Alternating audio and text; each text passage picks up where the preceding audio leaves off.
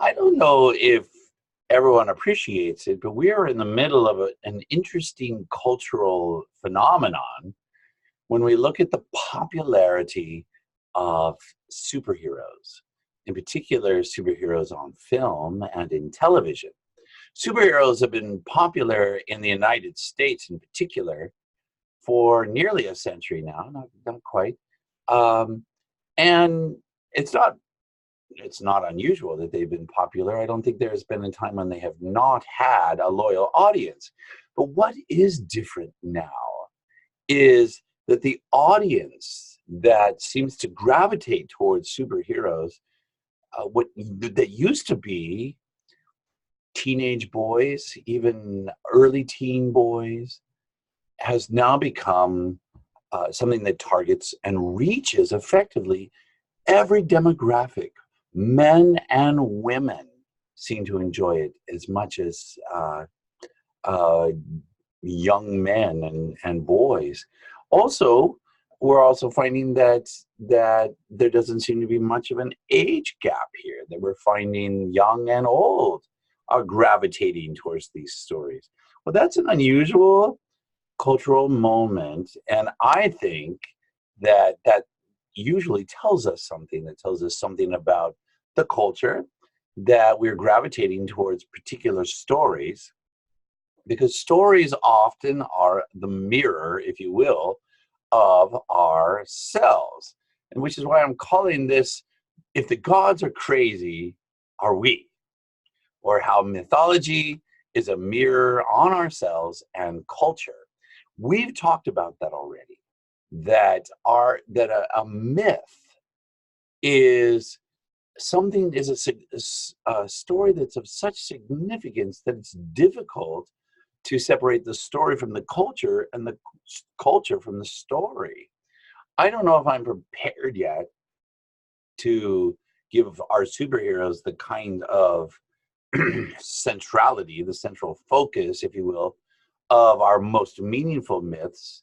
Whether in Christianity, of course, it would be the story of Christ, but for the Greeks, it would be the Trojan War and the Romans.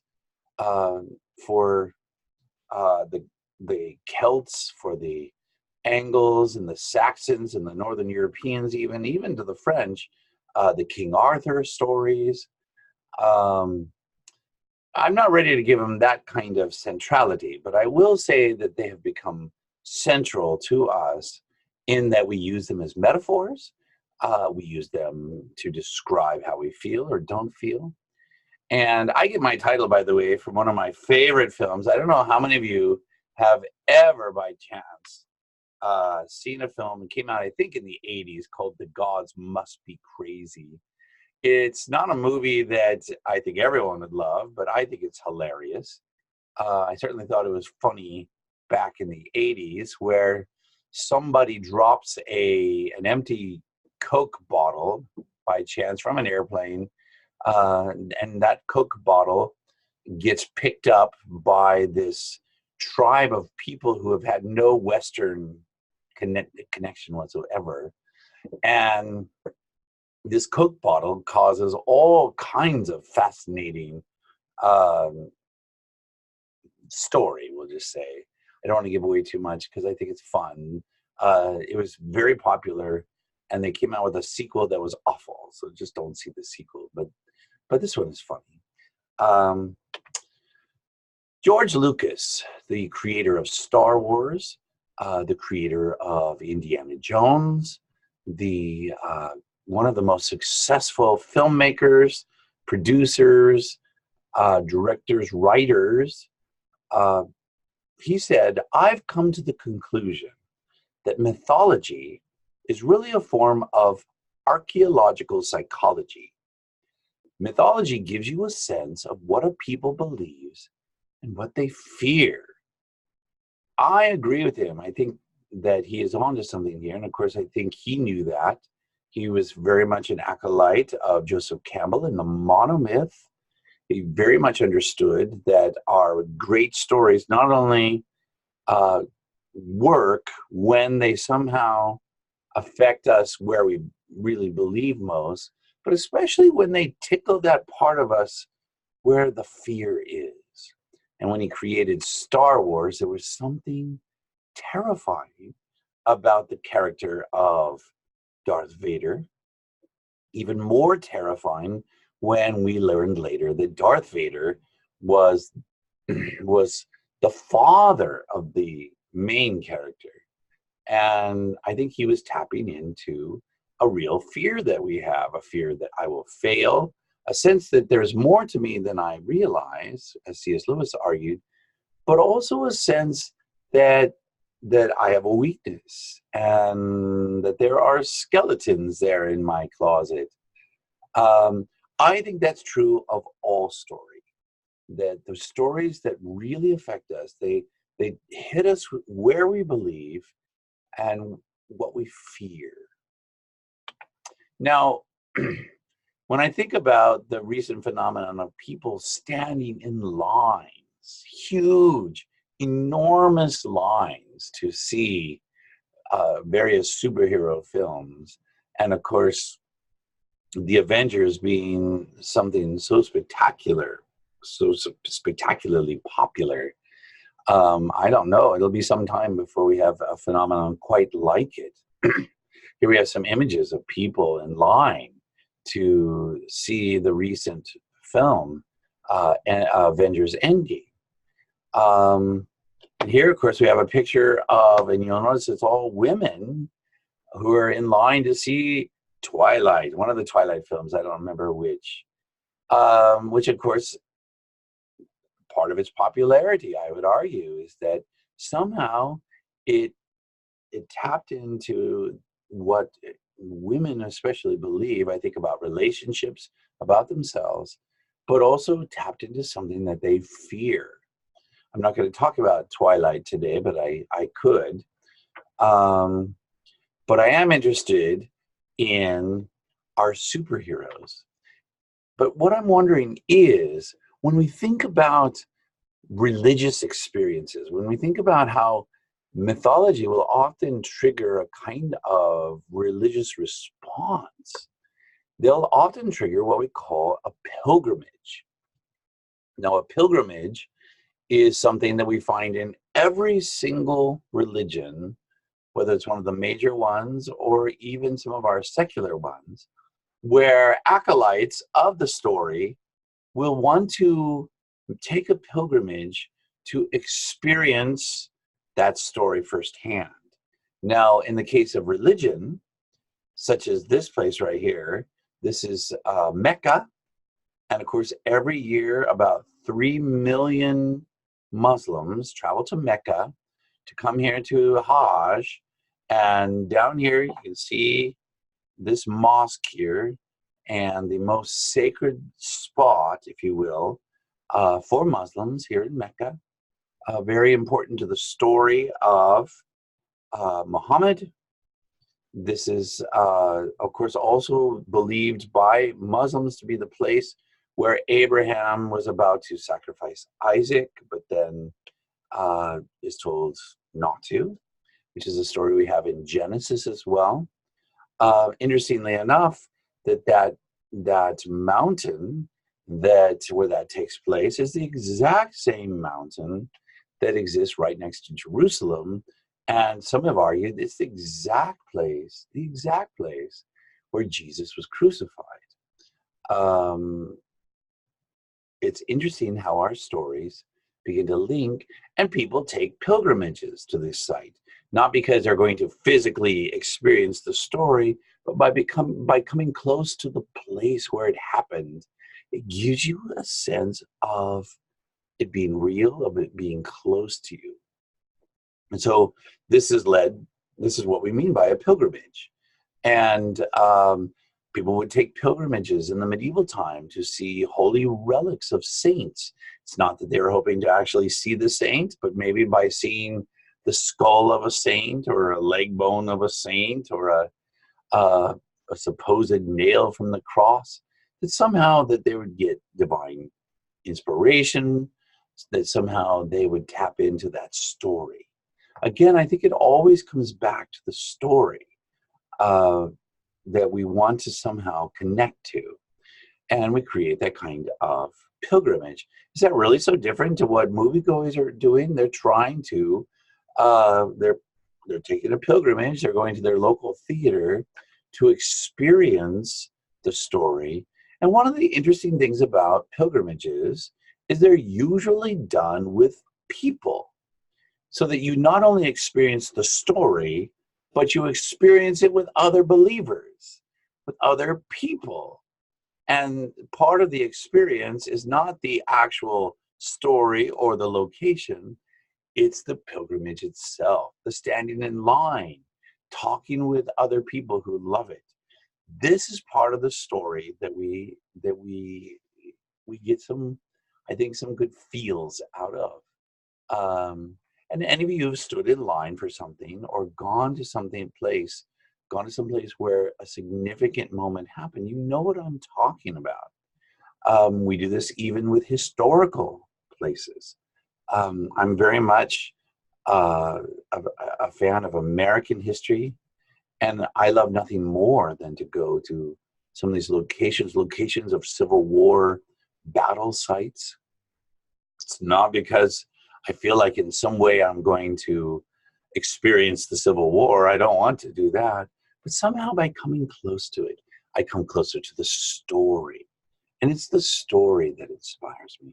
There's nothing particularly sacred, really, about this particular place in Mecca, but they believe that something sacred happened here. And by coming, they experience the story.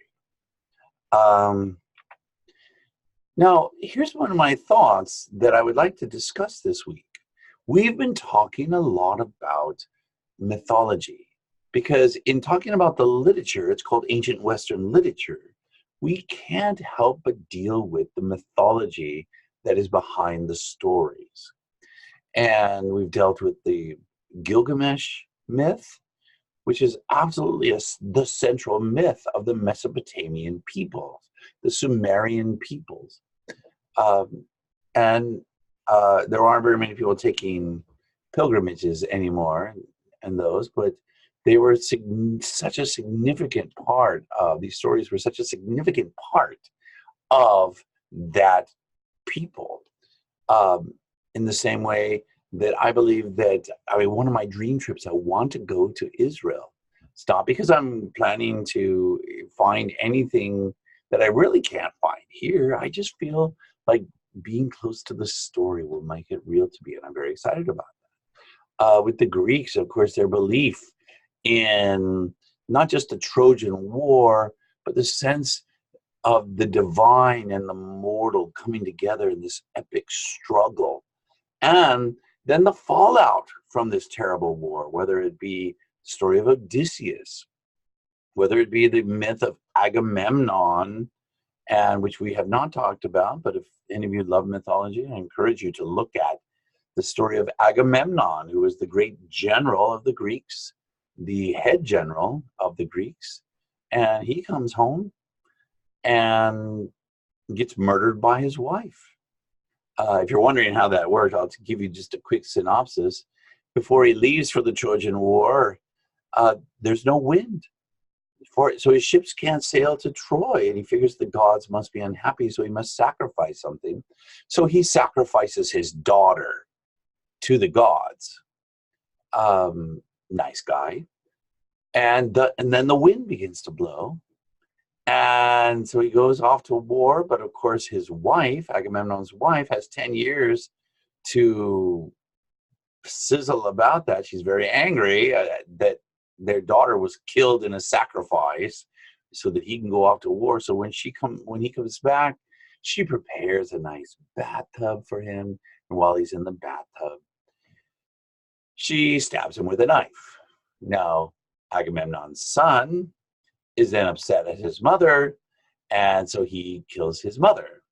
And this whole story is going to continue to play out until the Furies themselves step in, daughters of Zeus, who just say, "Stop! It's time for this all to stop."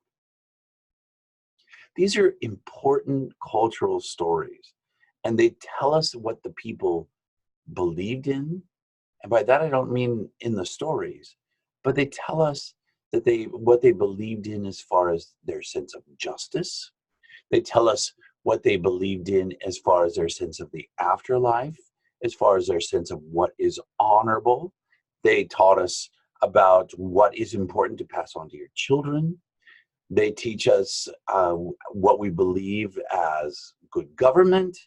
All of these things are in the stories, but they also show what we fear and what those people feared.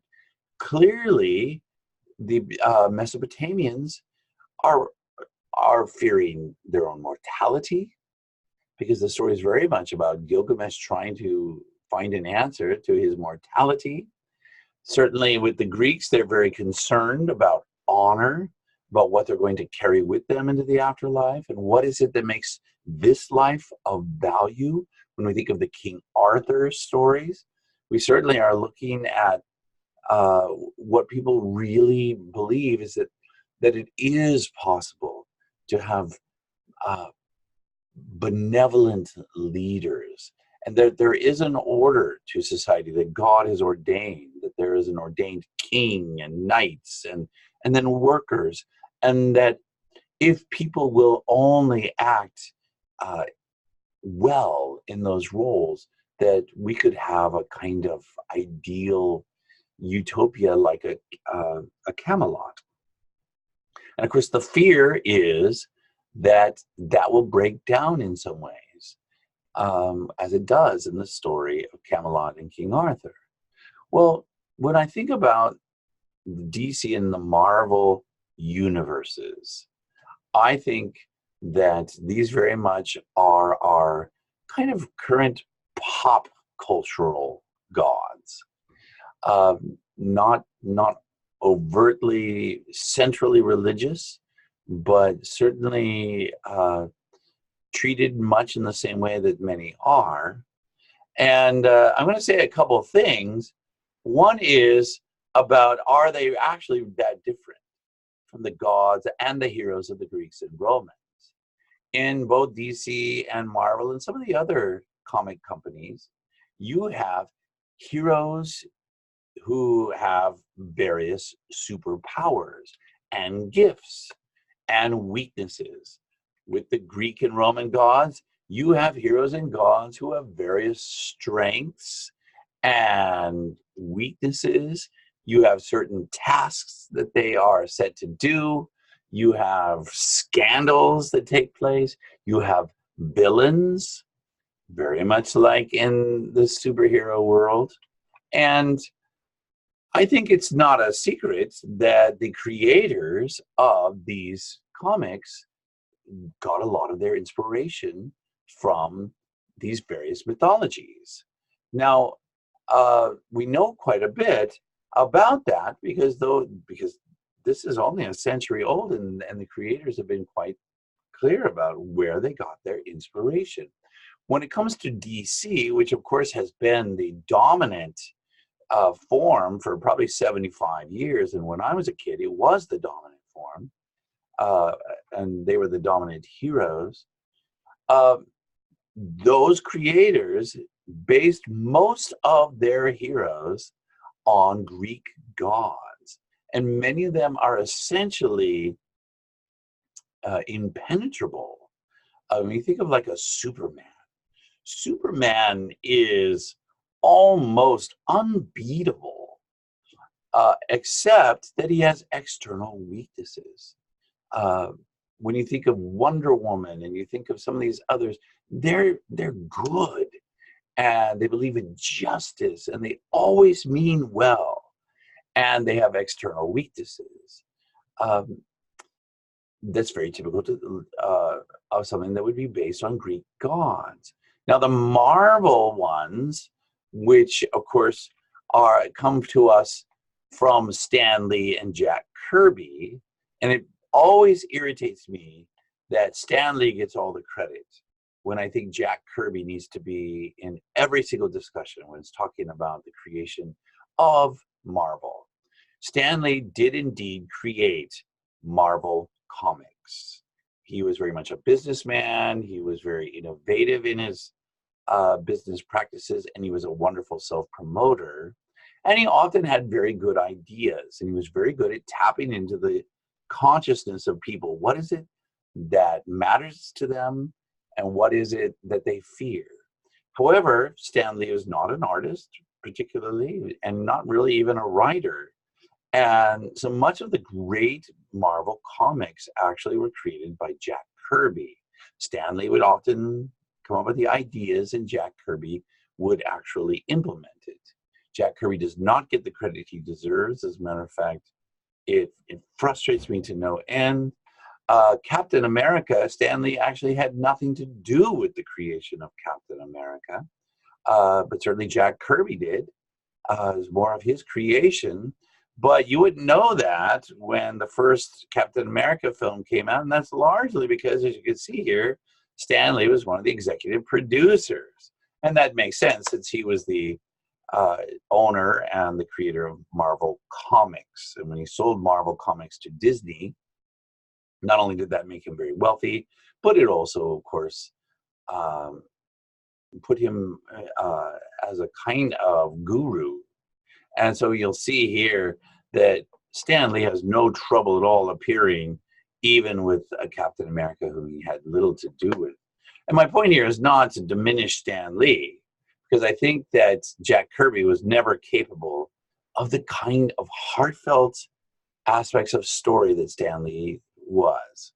And so without Stan Lee, there would not have been this great Marvel universe. But without Jack Kirby, there would not have been either. So I would encourage you to look him up if you're interested in mythology. But both Stan Lee and Jack Kirby were in particular interested in the gods of the Vikings and the Icelanders, otherwise known as the Norse gods, the Northern European gods, or the Germanic gods. And these gods are more violent than the Greek gods, for sure. They absolutely can be very harsh, much in the same way that the climate is harsh in those Northern European regions, that it required that they were a very warlike people. And so they are very warlike gods. And these are gods that often are very selfish, that are very human in every way, including those ways that we disapprove of about ourselves. They're selfish, they can be unkind, they can be stupid. So they're very powerful, but they are, unlike the Greek gods, they are very mortal, and they are also weak in the sense that they have internal weaknesses. I believe that the reason why Marvel has begun to become super popular is because we now appreciate this fact and really gravitate towards our heroes and our leaders being powerful, yes, but having a kind of internal weakness. We've become accustomed, I would argue, with the fact that our heroes are flawed. We actually grow bored, perhaps, unfortunately, of leaders that aren't flawed, that aren't weak internally, but strong in other ways. We expect our leaders to be like us.